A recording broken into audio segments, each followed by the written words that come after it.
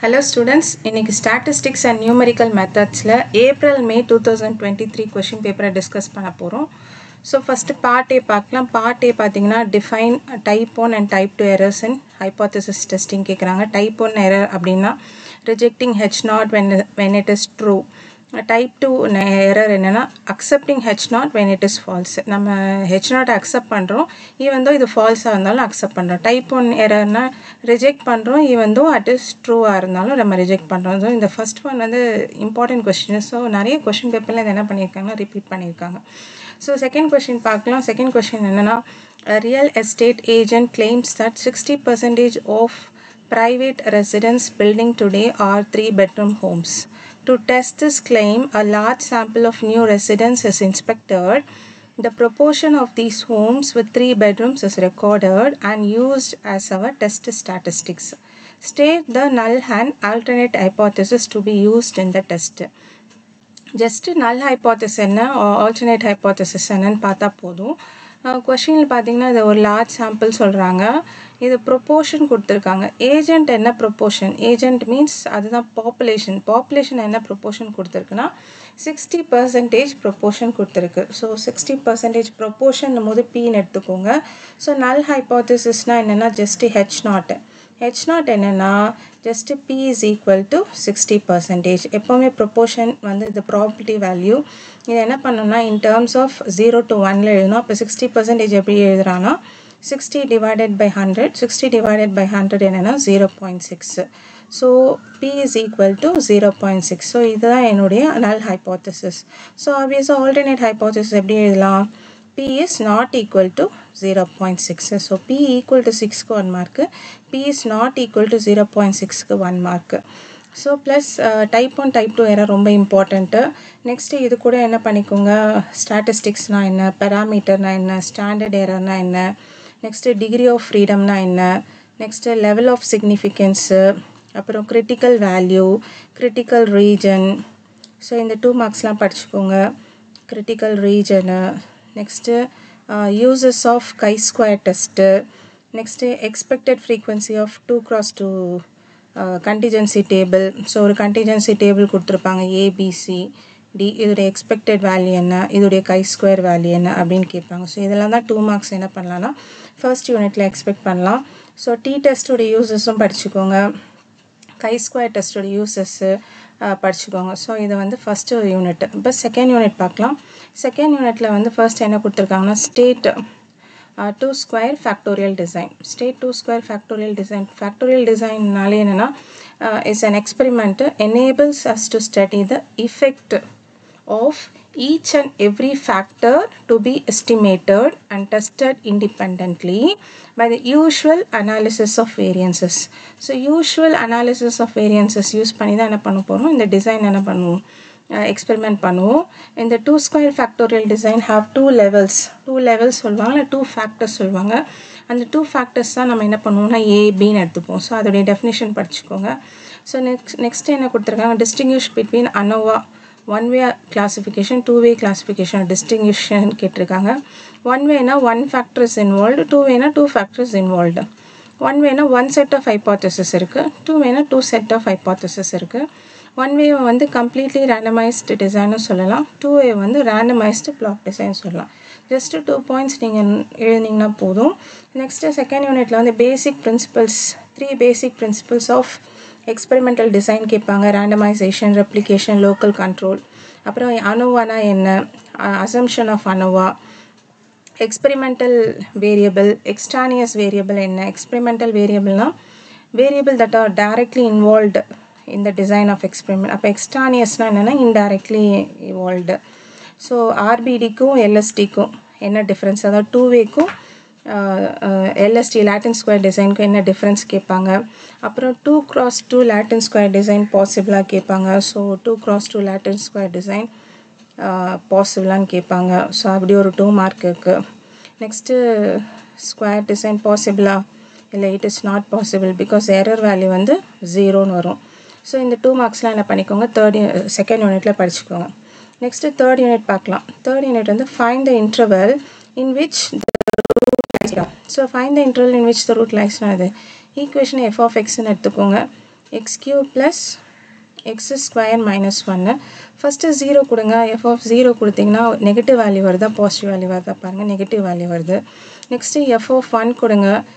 f of 1 positive ஆயிடுது. அப்போ இங்கே நெகட்டிவ்லேருந்து பாசிட்டிவ் எங்கே சேஞ்ச் ஆகுதோ அங்கே தான் ரூட் லை ஆகுது. அப்போ ஆன்சர் என்ன? Just the root lies between 0 and 1. அதுதான் எழுதினீங்கனாலே 2 மார்க். between 0 and 1. நெக்ஸ்ட் என்ன கொஸ்டின் கேட்டிருக்காங்க? What is the difference between Gauss Jacobi and Gauss Seidel method. Gauss ஜெகோபிக்கும் காஸ் ஐடலுக்கும் என்ன டிஃப்ரென்ஸு?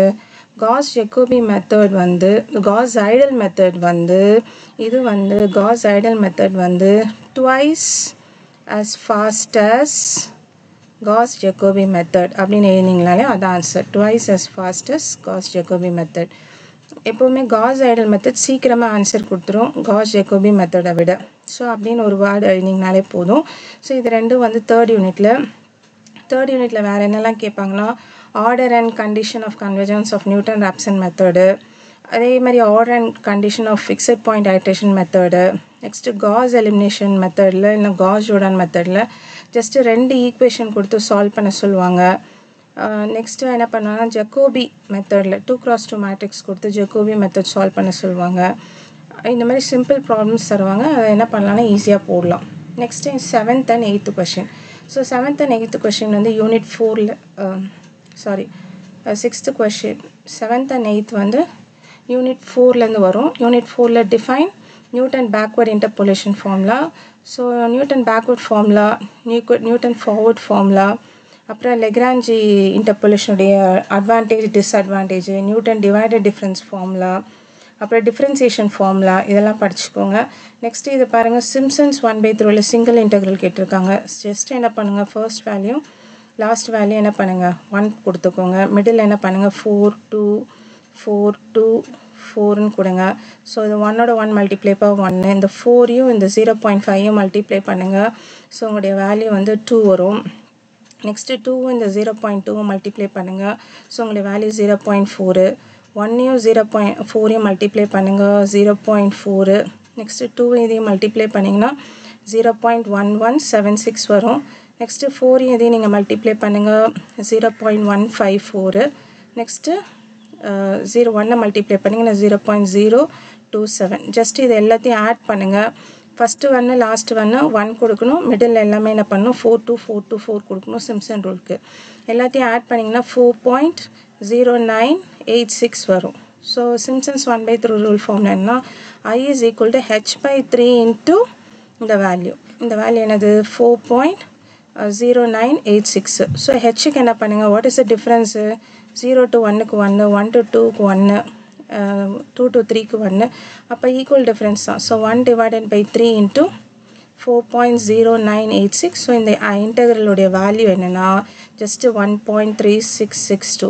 சம்டைம்ஸ் இந்த மாதிரி கொஸ்டின் என்ன பண்ணுவாங்க 8 மார்க்லேயும் கேட்பாங்க. ஸோ சிங்கிள் இன்டெக்ரேஷன் கம்பல்சரி படிக்கணும். நெக்ஸ்ட்டு 9th கொஷின் வந்து என்ன கொடுத்துருக்காங்கன்னா why do we need numerical methods to solve differential equation? So it provides a way to solve problems quickly and easily compared to the analytical solution. So குயிக்காக என்ன பண்ணும், இது solution கொடுக்கும். Next என்ன கொடுத்துருக்காங்க, ஆயிலர் மெத்தடுடைய ஃபார்முலா கேட்டிருக்காங்க. Simple தான். ஆயிலர் மெத்தட் ஃபார்முலா என்னது, yn plus 1 is equal to yn plus h into f of xn comma yn. So இதான் வந்து ஆயிலர் மெத்தடுடைய formula. Sometimes Euler method base பண்ணி ஸ்மால் ப்ராப்ளம்ஸ் கேட்பாங்க 5th யூனிட்டில். நெக்ஸ்ட்டு வந்து டெய்லர் சீரிஸ் ஃபார்முலா, இல்லைனா modified Euler formula, இல்லைனா வந்து predictor corrector formula. Predictor corrector வந்து செல்ஃப் ஸ்டார்டிங்காக இல்லை, அப்புறம் difference between RK method and predictor method, அப்புறம் மில்லி ஃபார்முலா, அந்த மாதிரி ஃபார்முலாஸ் தான் மேக்ஸிமம் கேட்பாங்க. ஸோ இதுன்னு என்ன பண்ணுங்கள் 2 மார்க்ஸ் எடுக்கலாம். ஸோ நீங்கள் வந்து அட்லீஸ்ட் பார்ட் ஏல 10 மார்க்ஸ் கம்பல்சரி எடுக்கணும். நெக்ஸ்ட்டு பார்ட் பி டிஸ்கஸ் பண்ணலாம். ஸோ பார்ட் பி என்னென்னா ஃபஸ்ட் கொஷின் பாருங்கள். இதில் வந்து மொத்தம் எத்தனை சாம்பிள் இருக்குன்னா 2 டிஃப்ரெண்ட் சாம்பிள்ஸ் கொடுத்துருக்காங்க. இதில் சாம்பிள் எத்தனை இருக்குன்னா இதில் ஒரு 5 சாம்பிள் இருக்குது, இதில் ஒரு 5 சாம்பிள்ஸ் இருக்குது. அப்போ இது என்னென்னா டி டெஸ்ட்டில் 2 சாம்பிளில் பண்ணணும். ஸோ அதுதான் இந்த ப்ராப்ளம். நெக்ஸ்ட்டு பி பார்ட் பார்த்தீங்கன்னா இங்கே பார்த்தீங்கன்னா 5 சாம்பிள் இல்லை, இட்ஸ் அலாயிங் 32 வேல்யூஸ் சொல்லியிருக்காங்க. 32 வேல்யூஸ்னும் போது n is greater than 30. So இந்த ப்ராப்ளம் வந்து under large sample. So next என்ன கொடுத்துருக்காங்கன்னா பியில் செகண்ட் கொஷின் என்ன கொடுத்துருக்காங்கன்னா use the level of significance to test the null hypothesis that performance of the in the training program and success in the jobs are independent கொடுத்துருக்காங்க. அப்போ independent அப்படின்னா chi-square test. So chi-square test இது. So compulsory chi-square டெஸ்ட்டில் என்ன பண்ணும் அப்படின்னா கண்டிப்பாக படிக்கணும். ஸோ chi-square ஃபார்முலா என்னதுன்னா just summation double summation ij oij minus eij the whole square divided by eij. So இதான் அதோடைய ஃபார்முலா. ஸோ இந்த யூனிட்டில் எதை படிக்கிறீங்களோ இல்லையோ chi-square பியில் second part maximum chi-square method independent of attributes வந்துடும். ஸோ மேக்ஸிமம் என்ன பண்ணுங்கள் chi-square மெத்தடு கம்பல்சரி படிங்க. நெக்ஸ்ட் என்ன பண்ணுங்கள் chi-square கூட என்ன பண்ணிக்கோங்க டி டெஸ்ட் படிச்சுக்கோங்க. டி டெஸ்ட்டில் வந்து 1 சாம்பிள் படிச்சுக்கோங்க. நெக்ஸ்ட்டு 2 சாம்பிளும் படிச்சுக்கோங்க. சப்போஸ் 1 சாம்பிள் 2 சாம்பிளுக்கும் வீடியோ போட்டிருக்கேன் பாருங்கள். chi-squareக்கும் வீடியோ போட்டிருக்கேன் பாருங்கள். கம்பல்சரி இந்த டி டெஸ்ட்டும் chi-square டெஸ்ட்டும் படிச்சுக்கோங்க. இந்த பி பார்ட்டில் செகண்ட் கொஸ்டின் கம்பல்சரி chi-square வரும். ஸோ இதில் என்ன பண்ணலாம்னா நீங்கள் 8 மார்க்ஸ் என்ன பண்ணலாம் ஈஸியாக ஸ்கோர் பண்ணலாம். இல்லை டி டெஸ்ட் படிச்சுட்டீங்க அப்படின்னா இந்த 11A சம்டைம்ஸ் பார்த்தீங்கன்னா இது டி டெஸ்ட்டு தான் 2 சாம்பிளில் இதில் 16 மார்க்கே கொடுத்துட்டா இல்லை 16 மார்க்கும் நீங்கள் இந்த யூனிட்டில் என்ன பண்ணலாம் ஸ்கோர் பண்ணலாம். ஸோ நீங்கள் 2 டாப்பிக்கை கான்சன்ட்ரேட் பண்ணுங்கள். ஒன்று chi-square டெஸ்ட்டு, இன்னொன்று என்னென்னா D test. Next 12th question போகலாம். 12th கொஷின் என்னென்னா design of experiment ANOVA table. ANOVA table பார்த்தீங்கன்னா இங்கே கொஷின் பார்த்தீங்கன்னா இது just position 1 position 2 position 3. So just ஒரே ஒரு 1 வே கொடுத்துருக்கான். ஸோ 1 வேன்னும் போது சிஆர்டி. ஸோ 1 வே கிளாஸிஃபிகேஷன். இங்கே பார்த்தீங்கன்னா 2 பக்கமும் கொடுத்துருக்கான். இந்த சைடு டிட்டர்ஜென்ட்டும் கொடுத்துருக்கான், இந்த சைடு இன்ஜின்ஸும் கொடுத்துருக்கான். அப்போ இது வந்து 2 வே. ஸோ ஒரு இதில் 1 வேவும் இன்னொரு இதில் 2 வே கொடுத்துருக்காங்க. சம்டைம்ஸ் என்ன பண்ணுவாங்கன்னா இந்த பி பார்ட்டில் லாட்டன் ஸ்கொயர் டிசைன் மேக்ஸிமம் கொஷின் பேப்பரில் கொடுப்பாங்க. இந்த ஏப்ரல் 23 மட்டும்தான் கொடுக்கல. மேக்ஸிமம் பி பார்ட்டில் வந்து லாட்டன் ஸ்கொயர் டிசைன் கொடுப்பாங்க. லாட்டன் ஸ்கொயர் டிசைன் கண்டிப்பாக நீங்கள் படிக்கணும். ப்ளஸ் நீங்கள் என்ன பண்ணுங்கள் 2 வேவும் படிச்சுக்கோங்க. சப்போஸ் 2 வேல பண்ணுமா 1 வேல பண்ணுமான்னு தெரியலனா இப்படி சிங்கிள் டேட்டா கொடுத்துருந்தா 1 வேல பண்ணுங்கள். இந்த மாதிரி 2 டிஃப்ரெண்ட் டேட்டாஸ் இப்படி டிட்டர்ஜென்ட் அண்ட் இன்ஜின்ஸ் இப்படின்னு கொடுத்துருந்தா நீங்கள் 2 வேல பண்ணுங்கள். ஸோ ஃபஸ்ட்டு இதில் என்ன பண்ணணும் லாட்டன் ஸ்கொயர் டிசைன் கண்டிப்பாக படிக்கணும். நெக்ஸ்ட் என்ன பண்ணணும் 2 வே. இந்த 2 டாப்பிக்கும் கண்டிப்பாக நீங்கள் கவர் பண்ணணும். கம்பல்சரி இந்த யூனிட்டில் நீங்கள் 16 மார்க் என்ன பண்ணணும் ஸ்கோர் பண்ணிடணும். நெக்ஸ்ட்டு நம்ம 3rd யூனிட் பார்க்கலாம். 3rd யூனிட்டில் என்னெல்லாம் கேட்டிருக்காங்க அப்படின்னு பார்த்தீங்கன்னா 3rd யூனிட்டில் ஃபஸ்ட்டு என்ன பண்ணியிருக்காங்க நியூட்டன்ஸ் மெத்தட் கேட்டிருக்காங்க. Sometimes fixed point iteration method கேட்பாங்க. நெக்ஸ்ட்டு இந்த காஸ் எலிமினேஷன் மெத்தட் கேட்குறாங்க, Gauss Seidel. Next power method. So first option என்ன பண்ணணும்னா கம்பல்சரி பவர் மெத்தட் படிக்கணும். அதுக்கும் வீடியோ போட்டிருக்கேன். பவர் மெத்தட் படிக்கணும். செகண்ட் என்னென்னா காஸ் ஐடல் மெத்தடும் கம்பல்சரி படிக்கணும். இந்த 2 மெத்தட் படிக்காமல் எக்ஸாம் ஹால்குள்ளே போகவே கூடாது. இந்த 2 மெத்தட் படிக்கணும். ப்ளஸ் என்ன படிச்சுக்கோங்கன்னா காஸ் எலிமினேஷனும் ஜோர்டானும் ஆல்மோஸ்ட் 2 சிமிலர் தான், ஈஸி தான் 2மே. எக்ஸ்ட்ராவாக இந்த காஸ் எலிமினேஷனும் ஜோர்டானும் படிச்சுக்கோங்க. நெக்ஸ்ட்டு நியூட்டன்ஸ் மெத்தடும் படிச்சுக்கோங்க. இந்த எக்ஸ்ட்ராவாக இந்த 2 டாப்பிக்கும் படிச்சுக்கோங்க. பிகாஸ் இதில் 8 மார்க் எடுக்கணும்னு பிளான் பண்ணாதீங்க. இந்த யூனிட்டில் எப்போவுமே 16 மார்க் எடுக்கிறதுக்கான பிளான் வச்சுக்கோங்க. நெக்ஸ்ட்டு 4th யூனிட் போகலாம். ஸோ 4th யூனிட் வந்து என்னென்னா interpolation, numerical differentiation, numerical integration வரும். ஸோ 4th யூனிட்டில் பொறுத்த வரைக்கும் நீங்கள் என்ன பண்ணணுன்னா இந்த டபுள் இன்டெக்ரல் கம்பல்சரி படிக்கணும். இந்த டபுள் இன்டெக்ரலும் வீடியோ போட்டிருக்கேன். ஈஸியாக என்ன பண்ணலாம் ஸ்கோர் பண்ணலாம். டபுள் இன்டெக்ரல் என்ன சிங்கிள் இன்டெக்ரல் வரும். ஸோ இன்டெக்ரேஷன் கம்பல்சரி படிக்கணும். மேக்ஸிமம் கொஷின் பேப்பரில் இங்கே பாருங்கள் sin x இருக்குது, இங்கே cos இருக்குது. ஸோ மேக்ஸிமம் கொஷின் பேப்பரில் இந்த பார்ட்டில் டிஃப்ரென்சியேஷன் கேட்குறான். சம்டைம்ஸ் என்ன பண்ணுறான்னா நியூட்டன் டிவைடட் டிஃப்ரென்ஸ் கேட்குறாங்க. ஸோ நியூட்டன் டிவைடட் டிஃப்ரென்ஸும் படிச்சுக்கோங்க. டிஃப்ரென்சியேஷனும் ரொம்ப ஈஸி தான், டிஃப்ரென்சியேஷனும் படிச்சுக்கோங்க. ஸோ இன்டெக்ரேஷன் படிச்சுக்கோங்க, டிஃப்ரென்சியேஷன் படிச்சுக்கோங்க. நெக்ஸ்ட்டு நியூட்டன் டிவைடட் டிஃப்ரென்ஸ் படிச்சுக்கோங்க. கம்பல்சரி இந்த யூனிட்லேயும் அட்லீஸ்ட் 16 மார்க் இல்லைனா கூட நீங்கள் இந்த இன்டெக்ரேஷனில் கம்பல்சரி 8 மார்க்ஸ் ஸ்கோர் பண்ணலாம். நெக்ஸ்ட்டு 5th யூனிட் பார்த்தீங்கன்னா ஆர்கே மெத்தட், அஞ்சுகுட்டா மெத்தட். இது வந்து 16 மார்க்கில் கேட்டிருக்கான். So first option RK method compulsory படிக்கணும். நெக்ஸ்ட்டு என்னன்னா மில்னி மெத்தட் படிச்சுக்கோங்க. ஸோ நெக்ஸ்ட்டு மில்னி மெத்தட் படிச்சுக்கோங்க. டைம் இருக்குது அப்படின்னா டெய்லர்ஸ் மெத்தடும் என்ன பண்ணிக்கோங்க படிச்சுக்கோங்க. டெய்லர்ஸ் மெத்தடும் மேக்ஸிமம் கேட்பாங்க. ஸோ ஆர்கே மெத்தடுக்கு ஆப்ஷன் கொடுங்க. ஆர்கே மெத்தட் கம்பல்சரி படிச்சுக்கோங்க. ஸோ ஃபர்ஸ்ட் யூனிட்டில் என்ன பண்ணணும், ஃபர்ஸ்ட் யூனிட்டில் கை ஸ்கொயர் டெஸ்ட்டும் டி டெஸ்ட்டும் படிச்சுக்கணும். செகண்ட் யூனிட்டில் எல்எஸ்டியும் ஆர்பிடி லாட்டின் ஸ்கொயர் டிசைனும் 2-way கிளாஸிஃபிகேஷன் கம்பல்சரி படிக்கணும். தேர்ட் யூனிட்டில் காஸ் ஐடலும் பவர் மெத்தடும் கம்பல்சரி படிக்கணும். ஃபோர்த் யூனிட்டில் இன்டெகிரேஷன் டிஃப்ரென்சியேஷன் கண்டிப்பாக படிக்கணும். Plus extra Newton divided difference படிச்சுக்கோங்க.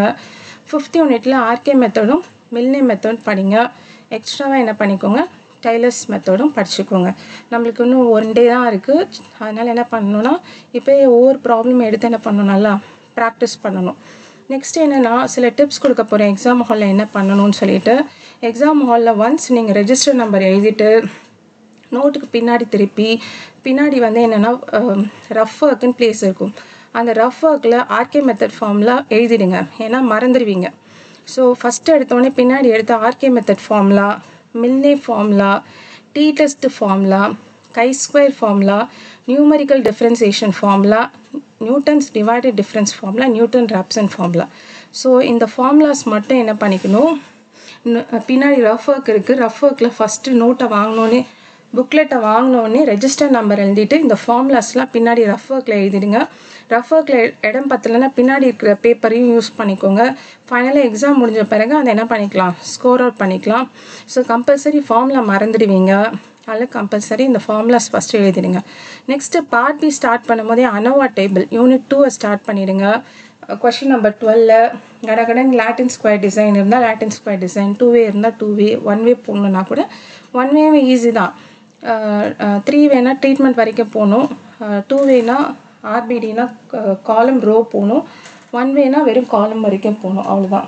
ஸோ ஈஸியாக என்ன பண்ணிடலாம், அந்த ப்ராப்ளமை முடிச்சுட்டு அதுக்கப்புறம் சால்வ் பண்ணுங்கள். நெக்ஸ்ட்டு என்ன பண்ணணுன்னா கொஷின் பேப்பர்லேருந்து நீங்கள் டேட்டா எழுதும் போது டேட்டாவை ஆன்சர் ஸ்கிரிப்டில் ஒன்ஸ் செக் பண்ணணும், ஏன்னா கண்டிப்பாக என்ன பண்ணுவீங்க, தப்பு பண்ணுவீங்க.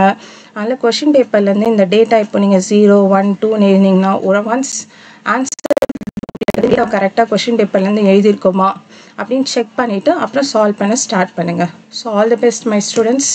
Thank you. Have a great day.